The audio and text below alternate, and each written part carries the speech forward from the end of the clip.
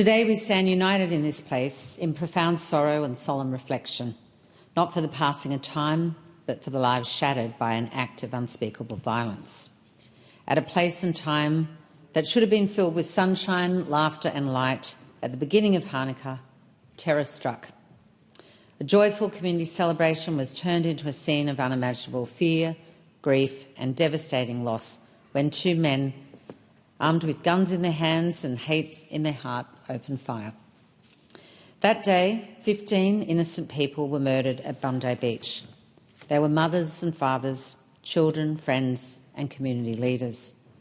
They were deeply loved and deeply connected. Their absence leaves an ache that words alone cannot soothe. To the families, friends, children, spouses, siblings, neighbours and colleagues of those killed, this Parliament recognises the depth of your grief. Your loss is our collective loss, and your pain is felt across this nation. We also acknowledge the grief and trauma of the men, women and children who survived and continue to recover, carrying physical injuries and emotional trauma. The road to healing is long, but please know you won't walk it alone. Speaker, let us be clear about what occurred. This was not random violence. This was a terrorist attack on Australian soil, an act of cowardness that deliberately targeted Australia's Jewish community as they gathered to celebrate the first night of Hanukkah. That's traditionally a time of light, reflection and hope. The Australian Parliament condemns in the strongest possible terms the evil of anti-Semitism and all forms of hatred that fuel violence. We stand in unwavering solidarity with Australia's Jewish communities and reiterate that there is no place in our nation for hatred, anti-Semitism and violence, not now, not ever. On December 14, when we saw the absolute worst of humanity, we also witnessed acts of extraordinary kindness and courage. From police and first responders who ran towards danger, from medical professionals who worked tirelessly, and from ordinary Australians who swung into action to help save lives. In my own electorate of Newcastle, I have been deeply heartened by our community's response. Faced with the evil of anti-Semitism, Novocastrians emphatically rejected hate, choosing unity over division and light over darkness instead.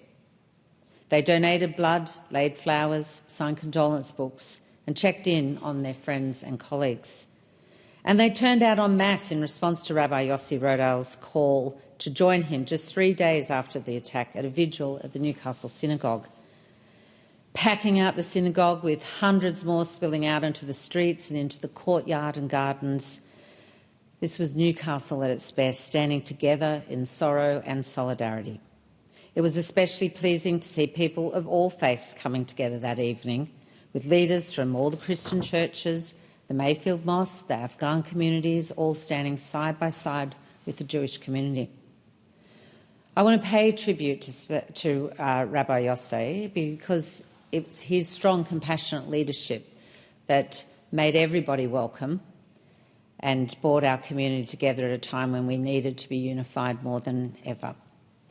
Despite grieving the loss of his dear friend Rabbi L.A. Schlanger, Rabbi Yossi's calm, resolve and pastoral care for his community have been a profound source of strength at an incredibly difficult time. I also wish to acknowledge the powerful words offered by Rebbetzin Malki Rodel at the vigil. Words that provided great comfort and strength, reminding us all of the enduring power of love, light and hope. I was also deeply moved by the response of the members of the Newcastle Hebrew congregation. In the hours following the terrorist attack, I spoke with the President Samuel Reich, Vice President Max Lenzer and long-serving member of the congregation David Gabbai. Despite their profound shock and grief, they spoke with a shared determination that this act of terror will not define them, will not define us, our community. The Jewish community will continue to work to turn towards the light, even in the darkest of times. And Newcastle has a compassionate heart. The size of the crowd at the Newcastle synagogue on the evening of December 17 proved that to be true. Novocastrians are empathetic people. We look after one another, we reject hate and division, and we refuse to stay silent when any member of our community is attacked. These acts of solidarity remind us that even in our darkest moments, love will always triumph. And Speaker, this motion declares that this Parliament rejects hate and terror. It honours the memories of those murdered and commits to standing with survivors and their families. This is an important first step. But words of sorrow are not enough. We must resolve to act, to confront anti-Semitism, indeed all forms of hatred, with courage and clarity, and to ensure that our laws, education and national conversations reflect our values. I hope tomorrow this Parliament can act with dignity, compassion and unity to pass legislation to do just that. May the memories of those lost be a blessing. May the injured fully recover and may peace remain our lasting goal.